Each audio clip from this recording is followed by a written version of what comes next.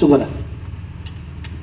मला असं वाटतं की अनेक प्रोजेक्ट्सबद्दल हा प्रश्न विचारला जातो की आपल्या व्यक्तिरेखेबद्दल सांगा, आणि तेव्हा आम्ही सांगतो देखील. या प्रोजेक्टबद्दल असं आहे की आमच्या व्यक्तिरेखेबद्दल आम्हाला लोकांनी इतकं सांगितलेलं आहे, कारण ही ती माणसं आहेत, ती एवढी मोठी माणसं आहेत की काय वेगळं सांगावं. आणि खरं तर गंमत म्हणजे मगाशी योगेशजी असं म्हणाले की मी टेस्ट द्यायला जेव्हा आले तेव्हा मी आलेच तशी होते आणि माझं ठरलं होतं. पण आज या मंचावरती साधारण 80% कास्ट असं म्हणतीये की सगळ्यांनाच आश्चर्याचा धक्का बसला की मी म्हणजे कसं, त्यातली मीही एक होते. एक तर झालं असं होतं की टेस्टला गेल्यानंतर आमचा एक संवाद झाला. मला जे समजत होतं ते मी विचारलं की मला असं वाटतंय, please correct me if I am wrong. ते म्हणे नाही. आणि आम्ही टेस्ट सुरू केली, टेक झाला आणि मी थांबले की आता सांगतील ना आपल्याला की काय करायचं. ते म्हणाले फॅन्टॅस्टिक. तर म्हटलं म्हणे झालं. तर मी घरी जाऊन सांगितलं, म्हटलं एक तर आपण फार वाईट केलेलं आहे, म्हणजे इतकं वाईट की आता हिच्याकडनं काय अपेक्षा आता करावी, काही म्हणजे इम्प्रूव्हमेंटला स्कोप नसावा, म्हणून मला त्यांनी पुढचा टेक माझ्याकडनं करून नाही घेतला का काय माहिती, मी खूपच भारी केलं. पण मला म्हणजे पहिलं दुसरंच का आलं तुझ्या मनात? नाही, मला असं वाटतं की खरंच मला अपेक्षा नव्हती. पण आपण इतक्या वेळ प्रत्येक जण आपापल्या पद्धतीने हे जे सांगत होतं ना की या भूमिकेसाठी आम्ही काय केलं, किंवा कोणालाच आमच्यापैकी नक्कल करायची म्हणजे अक्षरशः सुनीलदादा म्हणाला तसं ते पाप आमच्याकडनं अनावधानानंही घडू नये, हे आम्ही सगळ्यांनी. म्हणजे किती गंमत आहे, आज या मंचावर आम्ही हे सगळे जे बोलताना मी ऐकते आहे. आय एम ग्लॅड आम्ही वन ऑफ द शेवटच्या आहोत हे बोलते, कारण सगळ्यांचं मला ऐकता आलं.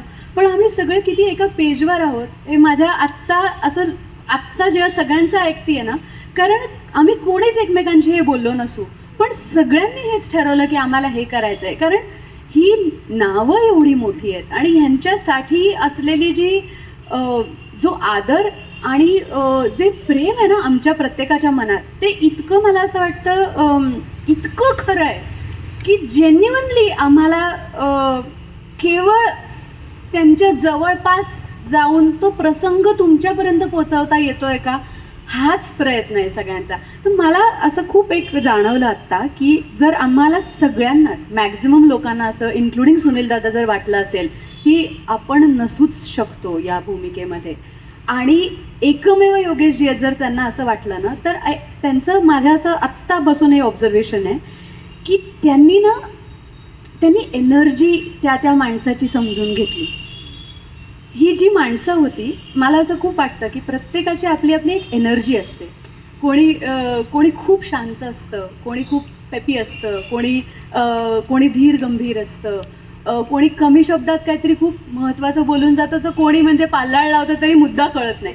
पण मला असं वाटतं की ती जी एनर्जी आहे ना, ती त्यांना कळली आमच्यातली.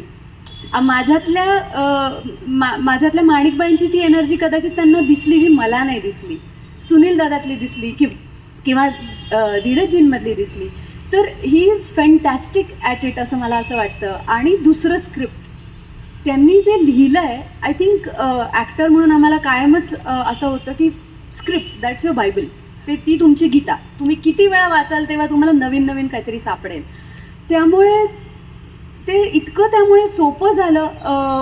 सोपं मला नाही असं वाटत आहे, शब्द चुकला माझा, की मला असं वाटलं की सहज झालं ते. आणि सेटवरची एनर्जी इतकी सुंदर, इतकी पॉझिटिव्ह, इतकी शांत. मला असं काय वाटतं की कॅप्टन ऑफ द शिप जसा असतो तसं त्याच्या हाताखालचे सगळेच असतात.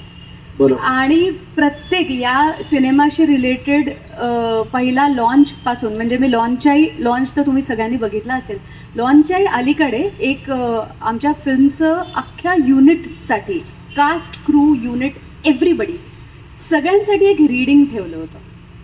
आणि प्रत्येकाने पहिल्यांदा स्क्रिप्ट ऐकलं होतं आणि आम्ही सगळे अवाक होतो, कारण हे याआधी नाही झालं आहे कुठल्याच फिल्मसाठीचं, की त्या पहिल्या पावलालाच डिरेक्टर जेव्हा हे सांगतो ना की तुम्ही माझे आहात आणि हे स्क्रिप्ट तुमचं आहे, आपण सगळे मिळून काहीतरी करणार आहोत.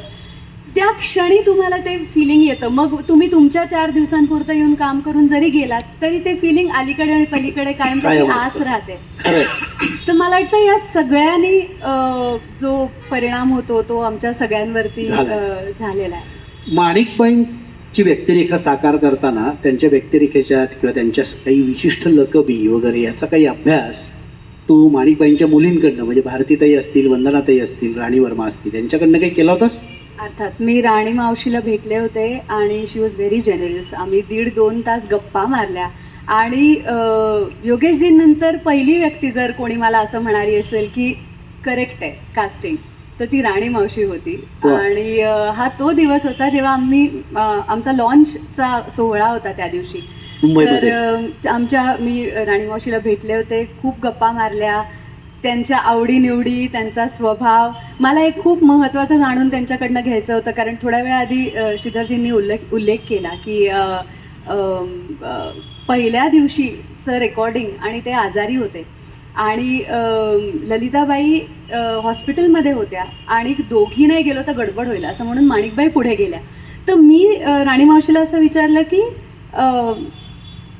त्यांना गोष्टी लपवता यायच्या का, कारण माझ्या सीनसाठी मला ते खूप गरजेचं होतं. अनेकदा असं होतं ना की बेमालूमपणे कोणीतरी सांगतं, कारण त्यावेळी समोरच्याला टेन्शन नाही आलं पाहिजे.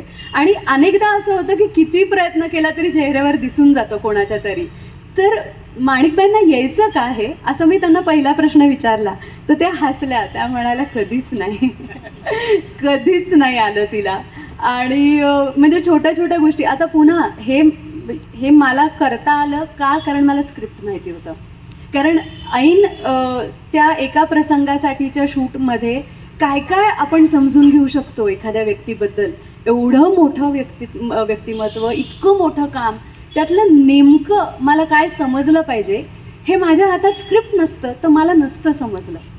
त्यामुळे लकबी पण त्याच दरम्यान कळल्या आणि या भूमिकेसाठी त्या दरम्यान मी वजन वाढवलं. मी नाच, बाकी योगा, पिलाटेस सगळं थांबवलं होतं, कारण मला टोन्ड असं काही दिसायचं नव्हतं. त्यामुळे ते सगळं एकीकडे चालूच होतं, म्हणजे जितकं जवळ जाऊ शकतो. सर्व बाजूनी तुझी मेहनत चालू होती थोडक्यात नाही का असं म्हणायला हरकत नाही. आशा भोसलेंची हां. भूमिका तर खरं तर जेव्हा मी या प्रोसेसमध्ये काम करत होते तेव्हा आमचं असं काही ठरलं नव्हतं की ही भूमिका मी करणार आहे. योगेशचं स्क्रिप्ट लिहून झालं आणि आम्हाला जेव्हा सगळ्या टीमला पहिल्यांदा रीडिंग होतं ऑफिसमध्ये, तेव्हा त्याच्याकडे एक स्केचबुक होतं आणि त्यामध्ये त्यांनी प्रत्येक कलाकार, म्हणजे जी ओरिजिनल व्यक्तिरेखा होती ती आणि त्याच्या मनामध्ये ती ज्या कलाकारांनी करावी असं होतं, त्या कलाकाराचं स्केच, असं दोन्ही रेडी होतं. आणि ते बघून त्यांनी खरं तर मला सांगितलं की मला असं वाटतं की आशा भोसलेंची भूमिका तू करावीस, कारण तू त्यांच्यासारखी दिसशील आणि तुला ती करता येईल. आणि नाही म्हणण्याचा तर म्हणजे प्रश्नच नव्हता, पण मी त्याला म्हणलं की आपण एकदा लुक टेस्ट करू आणि ऑडिशन्स करू आणि बघू, कारण दडपण येतं आहे मला ही व्यक्तिरेखा करण्याचं. तर त्यानंतर आम्ही 2 लुक टेस्ट केल्या आणि ऑडिशन्सही केल्या आणि मग फायनल झालं की मी ही भूमिका करणार आहे. आणि खरं तर मला चित्रीकरणाच्या आधी आशाबाईंना भेटायचं होतं, पण अनफॉर्च्युनेटली तो योग आला नाही. मी चित्रीकरणाच्या नंतर त्यांना भेटले. पण मला असं वाटतं की प्रत्येकाच्या आपल्या मनामध्ये, म्हणजे सुनील दादा म्हटला तसं की बाबूजींचे किंवा ललिताबाईंचे किंवा राजा परांजपेंचे असे व्हिडिओज आपल्याकडे नाही आहेत, फारसे उपलब्ध नाही आहेत. पण आशाबाई म्हणजे आपण रोज त्यांना बघतोय, रोज त्यांना ऐकतोय आणि प्रत्येकाच्या मनामध्ये कुठेतरी एक इमेज आहे, त्यांचं एक चित्र आहे आणि त्यामुळे ते करताना मला प्रचंड दडपण आलं होतं. आणि मला असं वाटतं की त्यांना मी चित्रीकरणाच्या आधी भेटले नाही हे एका अर्थाने बरं झालं, कारण मी माझ्या मनातलं जे चित्र होतं त्याप्रमाणे ती व्यक्तिरेखा करण्याचा प्रयत्न केला. वा वा.